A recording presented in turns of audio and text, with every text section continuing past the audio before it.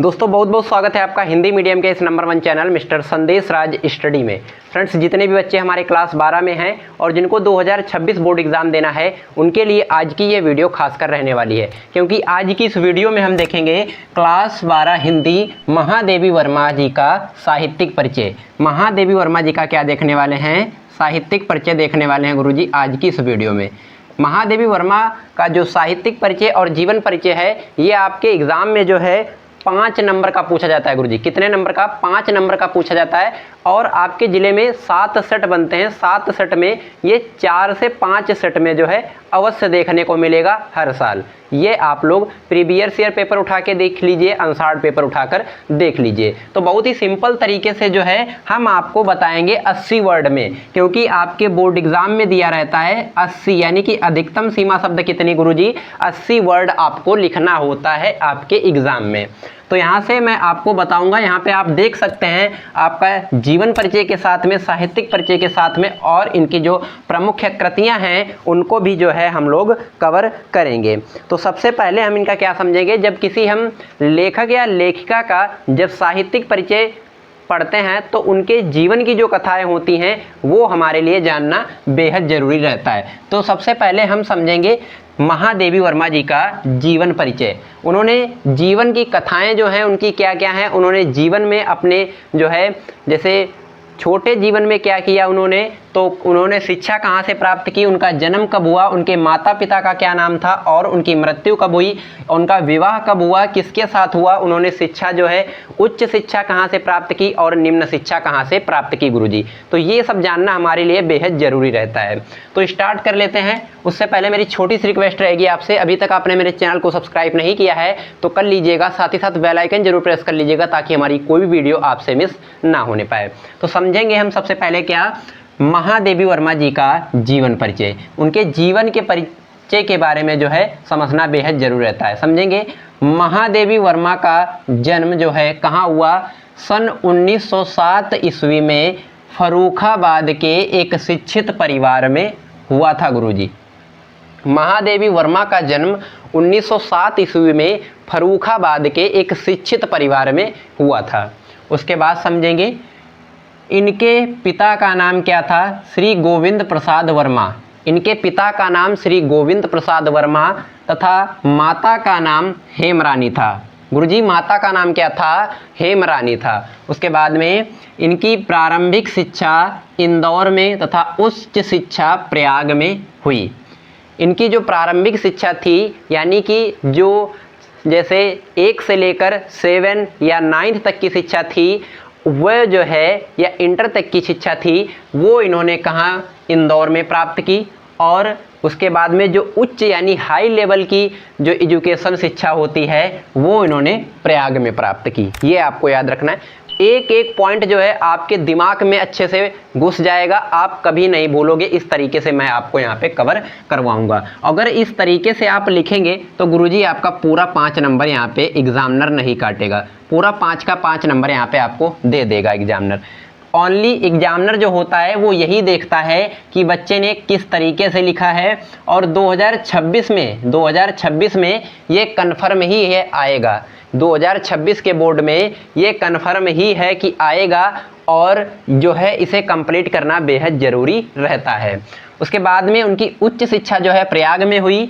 इनका विवाह जो है 9 वर्ष की आयु में किसके साथ? रूप नारायण के साथ हुआ था। रूप नारायण के साथ हुआ था जो कि एक डॉक्टर थे। ये भी आपको याद रखना है।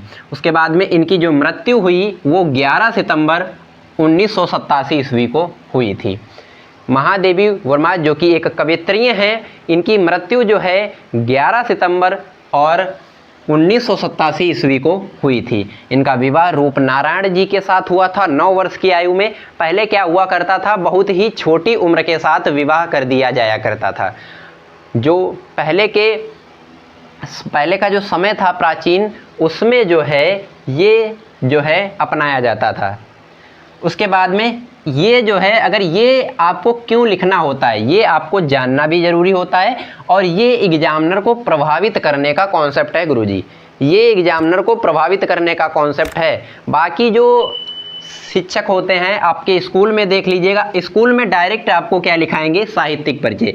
जबकि बच्चे को जो है उस, जैसे कि महादेवी वर्मा जी का कवित्री हैं जो कि इनके बारे में जो है हमें कुछ पता होना चाहिए।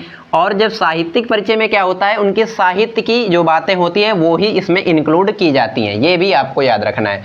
और जीवन परिचय में उनके जीवन से जुड़ी बातें जो होती हैं वो इंक्लूड की जाती हैं, ये भी आपको याद रखना है। अब हम समझेंगे साहित्यिक परिचय, महादेवी वर्मा जी का जो साहित्यिक योगदान है वो हम समझेंगे। आपको हेडिंग बिल्कुल ऐसे ही डालना है, ऐसे ही आपको लिखना है। समझेंगे श्रीमती महादेवी वर्मा का जो मुख्य रचना क्षेत्र है वो क्या है, काव्य है, ये आपको याद रखना है। महादेवी वर्मा जी का जो रचना क्षेत्र है, जो मुख्य क्षेत्र है वो क्या है गुरुजी, काव्य है, ये भी आपको याद रखना है। उसके बाद में हम समझेंगे इनकी गणना जो है, इनकी गणना छायावादी कवियों में आती है। यहाँ से एक क्वेश्चन और आपका तैयार हो गया गुरुजी। यहाँ से एग्जाम में आपके पूछा जाता है, 4 ऑप्शन दिया रहेगा कि किसी छायावादी कवि का नाम लिखिए या कवित्री का नाम लिखिए। तो यहाँ से आप बता सकते हैं कि महादेवी वर्मा जी जो हैं ये एक छायावाद की कवित्री हैं। इनकी गणना जो है छायावादी कवियों में की जाती है, आती है। उसके बाद में इनके काव्य में जो है वेद की प्रधानता मिलती है। गुरुजी ये जो आपके हाईलाइट कलर से किया गया है ये आपको अंडरलाइन में लिखना है, ताकि डायरेक्ट एग्जामिनर का फोकस जो है वही वर्ड पे जाए और एग्जामिनर खट से जो है आपको नंबर दे दे, पूरे 5 के 5। इसीलिए इनकी माता का नाम, पिता का नाम, जन्म और जन्म स्थान आपका, और जो इनकी शिक्षाएं होती हैं वो आपको जो है हाईलाइट यानी कर देना है, अंडरलाइन कर देना है, ताकि एग्जामिनर का जो मेन फोकस हो उसी वर्ड पर जाए, ये आपको याद रखना है। मैं यहाँ पे कहाँ पे था, तो आपको क्या लिखना है, इनके काव्य में वेद की प्रधानता मिलती है। इन्होंने प्रयाग में साहित्य संसद भवन की स्थापना करके साहित्य का मार्गदर्शन भी किया। इन्होंने प्रयागराज में साहित्य संसद भवन की क्या की, इन्होंने स्थापना कर डाली और फिर साहित्य का मार्गदर्शन भी किया, उन्हें मार्गदर्शन भी दिखाया साहित्य को। फिर इन्होंने चांद्र पत्रिका का संपादन करके इन्होंने नारी शिक्षा को अपनी स्वतंत्रता के प्रति जागरूक किया। पहले क्या हुआ करता था, जब इन्होंने चांद्र पत्रिका का संपादन किया था तो उससे क्या हुआ, इन्होंने नारी को अपनी स्वतंत्रता, नारी के जो अपने आंतरिक जो अधिकार होते हैं, यहाँ पे मैंने आपको बताया स्वतंत्रता के अधिकार, ये भी आपको जानना बेहद जरूरी रहता है। जो नारी को जो स्वतंत्रता के अधिकार होते हैं उसके प्रति जो है इन्होंने नारी को जागरूक किया, ये भी आपको याद रखना है। ये सामाजिक बात है, ये भी आपको जानना बेहद जरूरी रहता है। उसके बाद में भारत के राष्ट्रपति ने इन्हें पद्म भूषण की जो है उपाधि प्रदान की थी, ये भी आपको याद रखना है। जो भारत के राष्ट्रपति थे उन्होंने जो है इन्हें पद्म भूषण की उपाधि प्रदान की थी, ये भी आपको याद रखना है। उसके बाद में आपको क्या लिखना है, और इनकी साहित्य में जो है वेदना की गहरी टीस है, ये आपको याद रखना है। इनकी जो साहित्य है उसमें वेदना की गहरी जो है गहरा प्रभाव मिलता है, गहरा जो विचार देखने को हमें मिलता है, उससे जो है ये हमें बहुत ही अच्छी लगती हैं। ये आई होप आपको ये समझ में भी आया होगा। अगर इस तरीके से आप लिखेंगे पूरा आपको 5 नंबर एग्जामिनर देगा, और ये आपका 80 वर्ड से ही कम है, 80 वर्ड आपका पूछता है, अधिकतम सीमा शब्द आपका 80 वर्ड पूछता है। अगर इस तरीके से और आप इतना लिख देंगे तो मैं गारंटी और दावे के साथ कह सकता हूं कि बोर्ड एग्ज़ाम 2026 में ये देखने को मिलेगा और 5 नंबर आपका इसी वीडियो से गुरुजी क्लियर हो जाएगा, ये आप लोग देख सकते हैं। मैंने यहाँ पे आपको जीवन परिचय के साथ में डिटेल के साथ में साहित्यिक परिचय भी बताया, और किस तरीके से आपको लिखना है, ये जो जन्म होता है ये भी आपको अंडरलाइन करना है, और पद्म भूषण जैसे कि इन्हें जो उपाधि प्रदान की गई है वो भी समझना है। इसका स्क्रीनशॉट कर लीजिएगा, हालांकि इसका पीडीएफ जो है आपको डिस्क्रिप्शन बॉक्स में टेलीग्राम का लिंक मिल जाएगा, ज्वाइन कर लीजिएगा। नोट्स पीडीएफ आपको वहीं पर प्रोवाइड करा दिया जाता है। इसका स्क्रीनशॉट जो है कर लीजिएगा या लिख लीजिएगा साथ ही में। उसके बाद हम इसकी क्या देखेंगे, रचनाएं, इसकी कृतियाँ देखेंगे, ये भी आपको जानना बेहद ज़रूरी रहता है। चलिए अब समझ लेते हैं इनकी रचनाएं, जो कि आपके एग्ज़ाम में जो है 2 नंबर की पूछ ली जाती हैं। जो मैंने आपको साहित्यिक परिचय बताया है वो आपका 3 नंबर का पूछा जाता है, और रचनाएं भी 2 नंबर की पूछी जाती हैं। किस तरीके से आपको कॉपी में इंक्लूड करना है, किस तरीके से आपको लिखना है, डिटेल में समझेंगे। सबसे पहले आपको डालना है रचनाएं, उसके बाद जो मैंने आपको बताया था उसके बाद में ये आपको लिखना है। क्या डालना है? रचनाएं हेडिंग डालना है। फिर आपको लिखना है महादेवी वर्मा की रचनाएं जो हैं क्या हैं? निम्नलिखित हैं या निम्न हैं। आपको डालना है इनकी जो रचनाएं हैं, ये 5 इनकी प्रमुख रचनाएं हैं: निहार, रश्मि, नीरजा, यामा और दीपशिखा।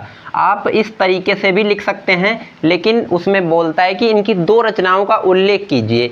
तो मैंने यहाँ पे 5 रचनाओं का जो है उल्लेख किया है। यहाँ पे देख सकते हैं जो इनकी निहार कृति है, यह इनका प्रथम प्रकाशित काव्य संग्रह है। ये आपको याद रखना। इस तरीके से जो है आपको कहेगा 2 रचनाओं का उल्लेख कीजिए, तो यहाँ पे निहार कृति का यहाँ पे उल्लेख हो गया।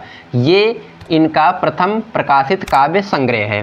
फिर रश्मि का करेंगे, इसमें आत्मा और परमात्मा विषयक आध्यात्मिक गीत शामिल हैं। उसके बाद में नीरजा का करेंगे, इसमें जीवन दृष्टि का विकास गोचर होता है। और यामा, यह भाव प्रधान गीत संग्रह है। और दीपशिखा, इसमें इनके रहस्य भावना प्रधान गीतों का संग्रह शामिल है या स्थित है। अगर आप इस तरीके से लिख देंगे तो आपका पूरा का पूरा यहाँ पे 5 नंबर दिया जाएगा।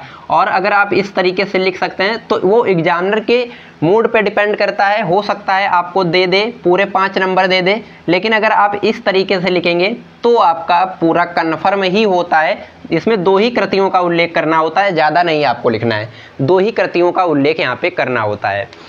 आई होप आपको ये अच्छे से समझ में आया होगा। मैंने यहाँ पे आपको बताया महादेवी वर्मा जी का जीवन परिचय, साहित्यिक परिचय और उनकी जो प्रमुख कृतियाँ हैं उनका भी उल्लेख करके बताया है। आई होप आपको ये अच्छे से समझ में आया होगा और आज की वीडियो आपको पसंद आई होगी। वीडियो पसंद आई है तो लाइक कर दीजिएगा, चैनल पर नए हैं तो सब्सक्राइब कर लीजिएगा, साथ ही साथ बेल आइकन जरूर प्रेस कर लीजिएगा ताकि हमारी कोई भी वीडियो आपसे मिस ना होने पाए।